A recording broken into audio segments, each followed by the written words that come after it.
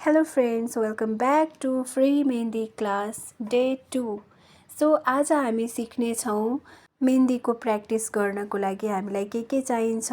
So यहाँ मैले लिएको छु A4 साइज पेपर एउटा लिएर अनि यसलाई लेमिनेसन गराएको छु मैले। एउटा चाहिँ ब्ल्याङ्क पेपर छ, पुरै सादा छ हैन।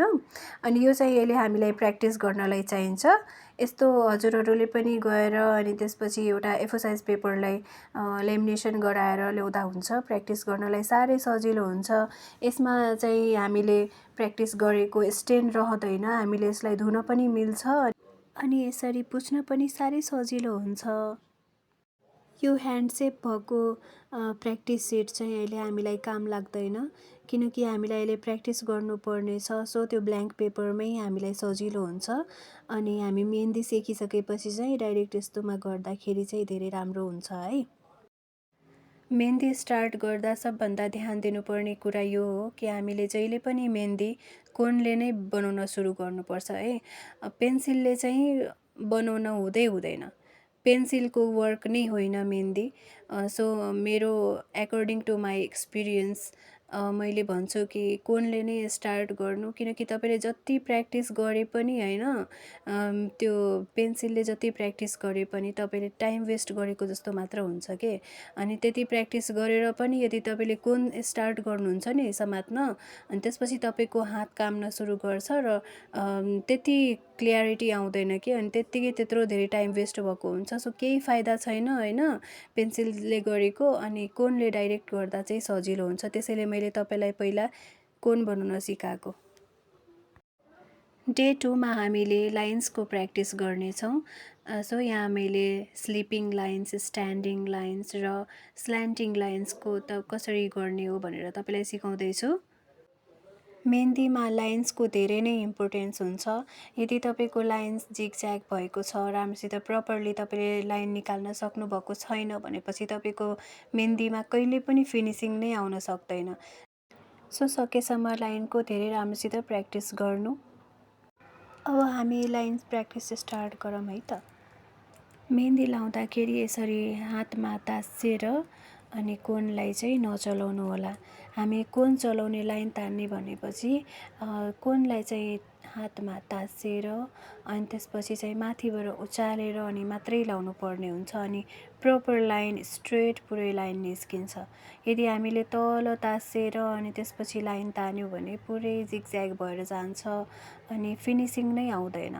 अनि यसरी चाहिँ हामीले त्यो उचालेर कोनलाई उचालेर अनि त्यसपछि लाइन तान्दाखेरि जति पनि लाइन यस्तो स्ट्रेट यति राम्रो देखिन्छ अनि पुरै क्लिन लाइन आउँछ है। सो हामीले अहिले गरिरहेको स्लिपिङ लाइन्स हो। तपाईहरूले यसरी नै प्र्याक्टिस गर्नु। स्लिपिङ लाइन्स पुरै एकमाथि अर्को लाइन हालेर अनि यसरी नै प्र्याक्टिस गर्नु। त्यसपछि चाहिँ स्ट्यान्डिङ लाइन आउँछ। स्ट्यान्डिङ लाइनमा चाहिँ पुरै स्ट्रेट माथिदेखि तलसम्म लाइन तान्नेछौँ। मैले स्ट्यान्डिङ लाइन तानेको अलिकति बाङ्गो भएछ, किनकि पेपर चाहिँ मेरो यस्तो साइडमा भइसकेको थियो अनि त्यसैले मैले तानेको ध्यानै दिएन। मैले स्ट्रेट नै तानिरहेको थिएँ, तर पेपर चाहिँ अलि बाङ्गो भएको थियो, त्यसैले यस्तो बाङ्गो देखिरहेको छ। तर तपाईँहरूले लाइनलाई स्ट्रेट नै तान्नु है। अब पालो आयो स्ल्यान्टिङ लाइनको। सो यसरी नै अलि बाङ्गो गरी अनि त्यसपछि स्ल्यान्टिङ लाइन तान्ने हो। अनि यसमा पनि तपाईँले पेपरलाई उता बाङ्गो फर्काएर तान्ने होइन, यसलाई पनि स्ट्रेट नै पेपर राखेर अनि त्यसपछि तान्नुपर्छ। अनि त्यसपछि मात्र तपाईँलाई राम्रोसित प्र्याक्टिस हुन्छ है। मेहन्दी तान्दाखेरि हामीले फिङ्गरमाथि कम प्रेसर दियो भने यसरी टुक्रेर जान्छ, अनि बढी एकैचोटि बेसरी प्रेसर दियो भने यस्तो निस्किन्छ। सो यस्तो गल्ती चाहिँ नगर्नुहोस्। हामीले फिङ्गरमाथि प्रपर प्रेसर राख्नुपर्छ, अनि सही प्रेसर भयो भने चाहिँ मेहन्दीको लाइन्स राम्रोसित निस्किन्छ। तपाईँहरूलाई यसरी डाइरेक्ट लाइन तान्दा अलि अप्ठ्यारो पऱ्यो भने यसरी मैले बनाएको जस्तै गरी स्क्वायर सेपमा चाहिँ बक्स बनाउनुहोस्।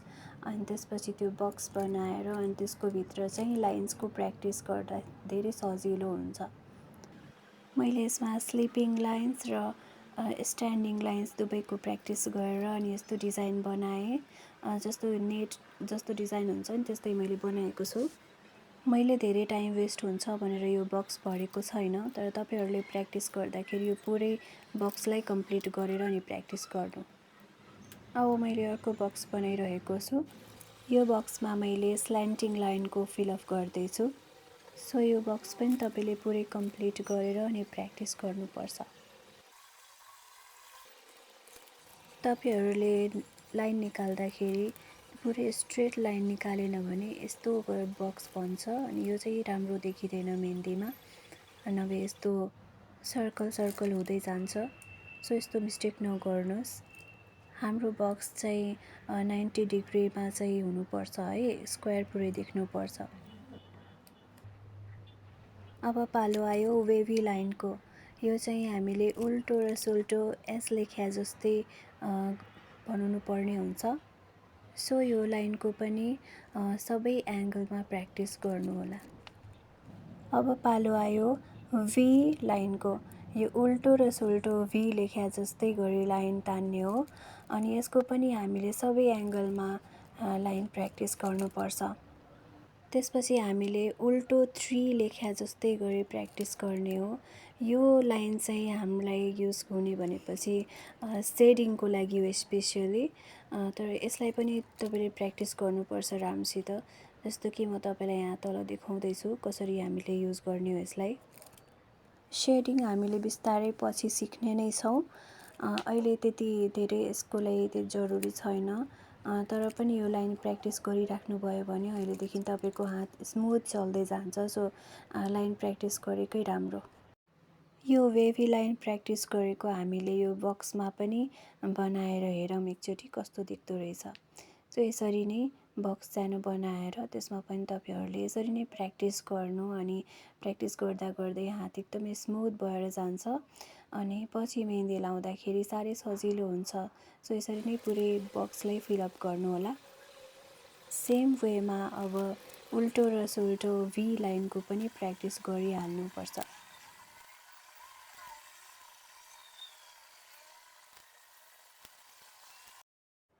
सो कस्तो लाग्यो तपाईँहरूलाई आजको क्लास? यसरी नै प्र्याक्टिस गर्नु र प्र्याक्टिस गरेपछि होइन जुन बेलासम्म तपाईँलाई आउँदैन लाइन तान्न त्यो बेलासम्म डे 3 स्टार्ट नगर्नु होला। पुरै पर्फेक्टली लाइन तान्न आइसकेपछि बल्ल डे 3 मा इन्टर गर्नु। आजको क्लास सम्बन्धी हजुरहरूलाई कुनै पनि कन्फ्युजन छ भनेपछि कमेन्ट बक्समा गएर अनि मलाई सोध्न सक्नुहुनेछ। मैले सबैको रिप्लाई गर्नेछु र सबै राम्रोसित गाइड गर्नेछु है। So thank you so much for watching. यो भिडियो चाहिँ सेभ गरिहाल्नु अनि प्र्याक्टिस गर्न सजिलो हुन्छ त्यसैले। हस्, बाई बाई।